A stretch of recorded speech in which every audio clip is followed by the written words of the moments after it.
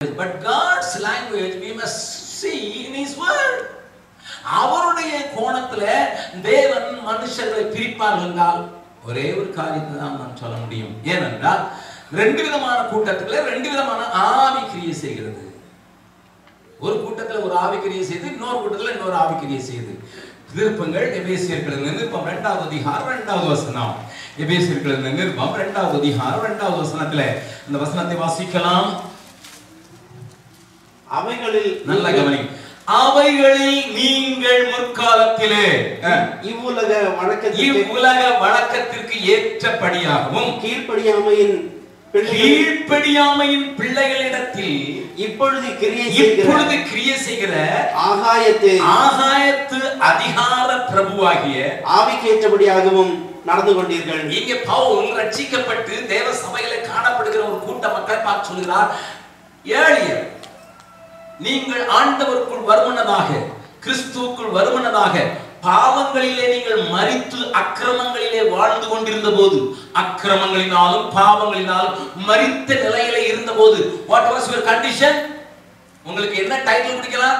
கீழ்ப்படியாமையின் பிள்ளைகள். ஏன் அந்த கீழ்ப்படியாமையின் பிள்ளைகளுக்குள்ளதை யார் கிரியை செய்கிறது? இவ்வுலகத்தின் வழக்கத்திற்கு ஏற்றபடி நடக்கும்படியாக அதிகாரமுள்ள இந்த உலகத்தை ஆளுகை செய்து கொண்டிருக்கிற அந்த பொல்லாங்கனுடைய ஆவி உன்னை நடத்துகிறபடினால நீ கீழ்ப்படியாமையின் பிள்ளை. That shows the other group is an obedient group in whom the Spirit of God works. நல்லா கவனிங்க. இவைகளெல்லாம் தெரிஞ்சிட்டீங்கன்னா ஆண்டவரையும் புரிஞ்சுக்குவீங்க, ஆண்டவர் பேரை சொல்லி ஊழியம் செய்யறவங்களையும் புரிஞ்சுக்குவீங்க. நீங்களும் ஆண்டவருக்கு ஏற்ற வாழ்க்கையை வாழ்வதற்கு ஏதுவா இருக்கும். மறுபடியும் சொல்ல விரும்புகிறேன், ஒரு குரூப் disobedient people, அவங்களுக்குள்ள என்ன ஆவிக்கிரியை செய்து? The spirit of the world, the spirit of darkness is driving them and moving them. Another group, obedient people in whom the Spirit of God works and driving them. பக்கத்துல வந்து கை பிடிச்சு கேளுங்க, என் கூட்டத்தில் வந்தா கொஞ்சம் உங்களை பாடுபடுத்துவேன். உங்களுக்குள்ள என்ன ஆவி கிரியை செய்யுது? கேளுங்க. எங்களுக்கு தெரியுமா என்ன ஆவி கிரியை செய்யுது? Hello, listen to me very carefully. This is how God divides. முற்காலத்திலே நீங்கள் இவ்வுலகத்தின் வழக்கத்திற்கு ஏற்றபடியாகவும் அந்தகார ஆவிக்கு ஏற்றபடியாகவும் நடந்து கொண்டீர்கள். ஏனென்றால் கீழ்ப்படியாவின் பிள்ளைகள் அப்படி இருக்கிறார்கள். இப்பொழுதோ கீழ்ப்படுகிற பிள்ளைகளாக நீங்கள் வாழ்கிறீர்கள். பிரதர், நாங்க நினைச்சுக்கிட்டு இருக்கோம் பெரிய ஊழியக்கார கை வச்சு ஜெபம் பண்ணா நான் ஆண்டுடைய பிள்ளைன்னு நினைச்சுக்கிட்டு இருக்கேன். பீகார்ல எனக்கு ஒரு சூப்பர்னண்டிங் இன்ஜினியர் தெரியும், எலக்ட்ரிசிட்டி டிபார்ட்மெண்ட், யூபிஐ சேர்ந்தவர், அலிகட் சேர்ந்தவர், நல்ல மனுஷன், டால் man, 6 feet 8 inches tall, empty man, நல்லா பொலைட்டா பேசுவார். பொலைட்டா எப்படி பேசுவார்னா, மனைவி பார்த்து, நான் உங்களுக்கு டீ போட்டு வைத்திருக்கிறேன், குடிக்கிறீர்களா என்று கேட்பார். அவர் சொல்லுவார், நீ குடிச்சு நீனே திருப்தியாயிருன்னு அந்த அம்மா சொல்லுவாங்க. அப்பவும் தாழ்மையா சொல்லுவாரு. அது ஹிந்தியில சொல்றேன், ஆப் சாய் பீஜின்னு அவர் சொல்லுவாரு, ஆனா தும் பீலோ அந்த அம்மா சொல்லுவாங்க. ஹிந்தி தெரிஞ்சவங்க புரிஞ்சுக்கிட்டீங்கன்னா அவ்வளோ தாழ்மையா இருப்பாரு. நான் அவர் ஒரு நாள், ஐயா ரசிக்கப்படுங்க ஐயா அப்படின்னு சொன்னா, அவர் சொன்னாரு, சாது சுந்தர் சிங் என் தலை மேல கை வச்சு நீ என்னைய பார்த்து ரசிக்கப்படணும்னு சொல்றீங்க. நீங்க சாது சுந்தர் சிங் இருந்தா நாங்க இருக்கிற எல்லாரும் மட்டும் தலையை காட்டியிருப்பீங்க. யாராவது நமக்கு ஏதாவது சொல்லிட மாட்டானா, அவன் கை வச்சா. Listen, listen, listen, sir. Here how God divides His people. இங்கே ஆண்டவர் எப்படி பிரிக்கிறார் என்பதை வேதம் நமக்கு சொல்லுகிற அடிப்படையில் நான் பேசுகிறேன். கீழ்ப்படியாமையின் பிள்ளைகளிடத்தில் கிரியை செய்கிற ஆவிக்கு ஏற்றபடியா நடந்து கொண்டிருந்தீர்கள். அது அர்த்தம், இப்பொழுது நான் கீழ்ப்படிய கற்றுக்கொண்டிருக்கிறேன்.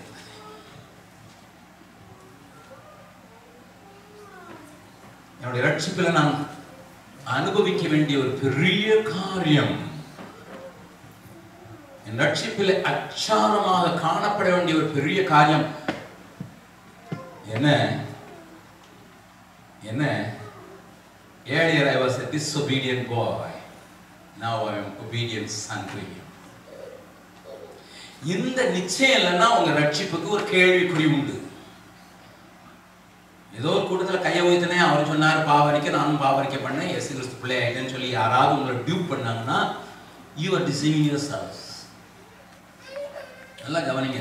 இன்னைக்கு the church is so weak because we are deceiving ourselves saying, hey, no sir, I want to be very clear on the basis of the word of God. வேத வசனத்தின் அடிப்படையில் நான் உங்களுக்கு தெளிவாக சொல்ல விரும்புகிறேன். ஆண்டவர் இந்த உலகத்தை ரெண்டு கூட்டமாக பார்த்தார். ஒன்று எனக்கு கீழ்ப்படிய கற்றுக்கொண்டவர்கள், இன்னொன்று கீழ்ப்படிய மறுக்கிறவர்கள். அதை குறித்து இன்னொரு காரியத்தை வேதம் சொல்கிறதை வாசிக்கலாம். ரோமர்கள் நிருபம் 8வது அதிகாரம். ரோமர்கள் நிருபம் 8வது அதிகாரம் 7வது வசனத்தை வாசிக்கலாம். 7:8. எப்படி என்றால் மாமிச சிந்தை தேவனுக்கு விரோதமான பகை, அது தேவனுடைய நியாயப்பிரமாணத்துக்கு கீழ்ப்படியாமலும் கீழ்ப்படிய கூடாமலும் இருக்கிறது. மாம்சத்துக்கு உட்பட்டவர்கள் தேவனுக்கு பிரியமா இருக்க மாட்டார்கள். எவ்வளவு கிளியரா வேர்ட் ஆஃப் காட் இருக்கு பாத்தீங்களா? The people, those who are walking in carnal ways, cannot obey. கீழ்ப்படிய கூடாதவர்களாக, கீழ்ப்படியாமல் இருப்ப, they will be disobedient and they cannot obey God's laws and virtues. நல்லா கவனிங்க அருமையானவர்களே, உங்களை பயமுறுத்த வரல, ஆனால் தெளிவை கொடுத்து உங்களை தெளிவான ஒரு கிறிஸ்தவ வாழ்க்கையில நடத்துவதற்கான காரியத்தை சொல்லிக் கொடுக்க முடியாது நான் வந்திருக்கிறேன். நன்றா கவனிங்கள். என்னை அறிந்தவர்களுக்கு தெரியும், ஐ டோன்ட் ப்ளீஸ் மேன். யாரையும் திருப்திப்படுத்த எனக்கு தெரியாது. ஏனென்றால் அவர் என்னை அழைத்தார், நான் அவரை மாத்திரம் பிரியப்படுத்த கற்றுக்கொண்டேன். எல்லா ஊரில் போனாலும் சரி தான், நான் ரஷ்யாவில் பிரசங்கம் பண்ணாலும் சரி தான், இந்தியாவில் பிரசங்கம் பண்ணாலும் சரி தான், வட இந்தியாவில் பிரசங்கம் பண்ணாலும் சரி தான், அமெரிக்காவில் பிரசங்கம் பண்ணாலும் சரி, I preach my conviction which is known to me based on the word of God. நீ எப்படி நினைச்சுக்கிட்டான்னு சொல்லலாம். நல்லா கவனிங்க அருமையானவர்களே. ஆண்டவர் யார் மத்தியிலே உலாவி வர விரும்புகிறார், யார் மத்தியிலே வாசம் பண்ண விரும்புகிறார், அவருடைய சபை என்று சொல்லப்படுவதிலே காணப்பட வேண்டிய நபர்கள் எப்படிப்பட்டவர்கள் என்பதை நாம் கொஞ்சம் தியானிக்க முடியாது. இன்றைக்கும் நாளைக்கு சாயங்காலத்திலும் அதை குறித்து கொஞ்சம் தெளிவு உங்களுக்கு தர விரும்புகிறேன். ஆதாமையும் ஏவாளையும் ஆண்டவர் ஏதேன் தோட்டத்தில் வைத்து உலாவி வந்து கொண்டிருந்தவர். ஒரு நாள்ல அவங்கள கெட் அவுட் அப்படின்னு சொல்ல வேண்டியது வந்தது. எப்போ? கீழ்ப்படியா. அதான் ரோமன்ல சொல்லியிருக்கு, ஒரு மனிதனுடைய கீழ்ப்படியாமையினாலே. நல்லா கவனிங்க. சில சொல்லுவாங்க, ஆண்டவர் தான் தெரியாதா ஆதாமும் ஏவாளும் அந்த பழத்தை சாப்பிடுவாங்க, எதுக்கு அதை உண்டாக்குனார்? இவங்க பெரிய ஞானிகள், அவருக்கு தான் தெரியுமே, எல்லாம் தான் தெரியுமே, இவங்க உளுந்து போவான்னு தெரியல, எதுக்கு அதை உள்ள வச்சாரு? நான் உங்களுக்கு ஒரு சின்ன உண்மை சொல்லிக்கிறேன். ஏராளமான உண்மைகள் உண்டு, ஒரு சின்ன உண்மை இல்லை. கர்த்தர் மனிதன் ஜீவனிலே முதலாவது பங்கு பெற வேண்டும், அதற்கு பிறகு அறிவிலே பங்கு பெற வேண்டும் என்று தேவனுடைய திட்டம், order. God wanted men or mankind to receive the life first and then the knowledge. அதனாலதான் ஜீவ விருட்சத்தின் கனியை விலக்கி வைக்கல, ஆனா நன்மை தீமை அறிகிற வெளிச்சத்தை விலக்கி வச்சுட்டான், விலக்கி வச்சிருந்தாரு. ஆனா மனுஷன் அதை மீறி முதல்ல எனக்கு நாலேஜ் வேணும் அப்படின்னு சொன்னதுனால செத்து போயிட்டான். Man tried to change God's order. That is why Bible calls it disobedience. நல்லா கவனிங்க. ஆண்டவர் சொன்ன சின்ன காரியத்தை அந்த கீழ்ப்படியாமைங்கிற பாவம் அவருடைய சமூகத்திலிருந்து அவனை விரட்டி அடித்து விட்டது. அவர் உலாவி வரக்கூடாதபடி கீழ்ப்படியாமை உள்ளே வந்து விட்ட போது தேவன் அவர் மத்தியிலே உலாவி வரக்கூடாதவராக மாற்றப்பட்டு விட்டார் என்கிற ஒரு கசப்பான உண்மை உங்களுக்கு நமக்கும் தெரிந்திருக்க வேண்டும். சிலர் சொல்லுவாங்க, நான் மட்டும் ஆதாமல் போல இருந்தேன்னா அவர்கிட்ட கேட்டுதான் சாப்பிட்டுப்பேன். எனக்கு சின்ன வயசுல கேட்ட ஒரு சின்ன கதை ஞாபகம் வருது. ஒரு ஒரு பெரிய வீட்டுல, ஒரு நல்ல பணக்கார வீட்டுல, நல்ல தேவ மனுஷனான பணக்காரர், அவரு ஒரு படிக்காத ஒரு பையனை வேலைக்கு வச்சிருந்தார். அவன் பெருக்கும் போதெல்லாம் சொல்லுவான், ஆதாம் செய்த பாவம், ஆதாம் செய்த பாவம், துடைக்கும் போதும் ஆதாம் செய்த பாவம், பாத்திரத்தை கழுவும் போதும் ஆதாம் செய்த பாவம், என்னை போட்டு இப்படி பாடுபடுத்துதுன்னு சொல்லிக்கிட்டே இருப்பான். அவர் பார்த்தார், இவனுக்கு ஒரு பாடம் சொல்லி கொடுக்கணும்ட்டு. அவர் ஒரு நாள் சொன்னாரு, I am going away for a week. ஒரு வாரத்துக்கு வெளியே போறேன். This is the key of the house. This is the key of my almirah. This is the key of all the cash boxes. இங்க கேஷ் பில் இருக்குது, இந்த key வழக்கு உன்கிட்ட இருக்கட்டும். இந்த அறையில கோல்டு வச்சிருக்கேன், இது இருக்கட்டும். ஆர்னமெண்ட்ஸ் இங்க இருக்குது, இது இருக்கட்டு. இந்த சாப்பாடுக்கெல்லாம் பொருட்கள் இருக்கு, எல்லா கீ உங்ககிட்ட தான். I am going out for 1 week, but only one thing. I am giving a small box. அந்த கீ நான் உனக்கு தரேன், ஆனா நீ அதை தரக்கூடாது. You can open my gold chest. You can open all the almaris of this room. You can take any amount of cash even.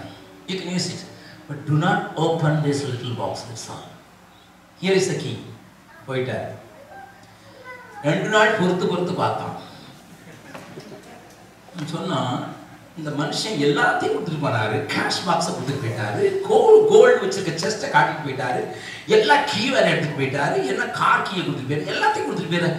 எதுக்கு இந்த பெட்டியுடைய கீயை கொடுத்து திறக்காம சொல்லிட்டாங்க. அவனுக்கு இருக்க முடியல.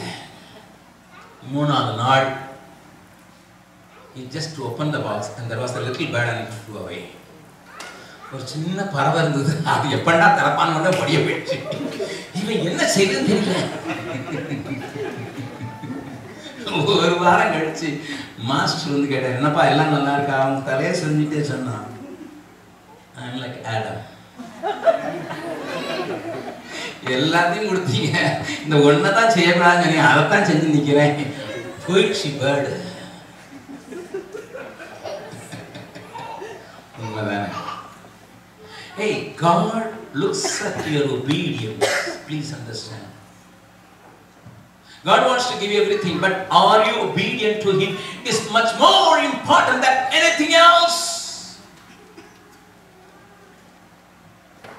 நம்ம நினைப்போம், பெரிய கட்டளை ஞானஸ்தானம் எடுத்துருக்கேன், ஆனா சின்ன கட்டளை எரிச்சலா இருக்காது, அதை மட்டும் விட மாட்டேன். நீ கசப் கொள்ளக்கூடாது, கசப்பான வேர் முளைத்து அநேகரத்தீடு, அது எப்படி கொடுக்கிறது? உள்ள போகும்போது உனக்கு அது எங்க அப்பாவை எதிர்த்து ட்ரெடிஷ்னல் சர்ச் டினாமினேஷன்லாம் எடுத்து தண்ணிக்குள்ள போகும்போது எனக்கு பெரிய கீழ்ப்படிதலாகவே. ஆனா ஒரு சின்ன காரியத்துல கீழ்ப்படினா அது ரொம்ப கஷ்டம். Friends, I want to tell you, do you want God to dwell with you? Do you want God to move in your church, in your family, in your neighborhood? Make it a very clear point. God looks for obedience more than anything else. நல்லா கவனிங்க. இதை நான் அடுத்து சொல்வதற்கு நான் வெட்கப்பட மாட்டேன். தைரியமா எல்லா இடத்துலையும் சொல்வதற்கு நான் வாஞ்சிக்கிறேன். அதனால தான் கீழ்ப்படியாமை என்கிற பாவம் உள்ளே நுழைந்த போது God couldn't accommodate Adam and Eve. தேவன் அவர்களை அகாமடேட் பண்ண முடியல. அவங்களோடு கூட வாசம் பண்றதுக்கு அவரால் முடியாம போயிடுச்சு. ஆனாலும் அவருடைய லாங்கிங் ஹார்ட், அவருடைய தேடும் இருதயம் எப்படி விடுவாங்கிறதுனால கடைசி வரைக்கும் மத்தியில வாசம் பண்ணணும்னு ஆண்டவர் சபையை உருவாக்கி வச்சிருக்காரு.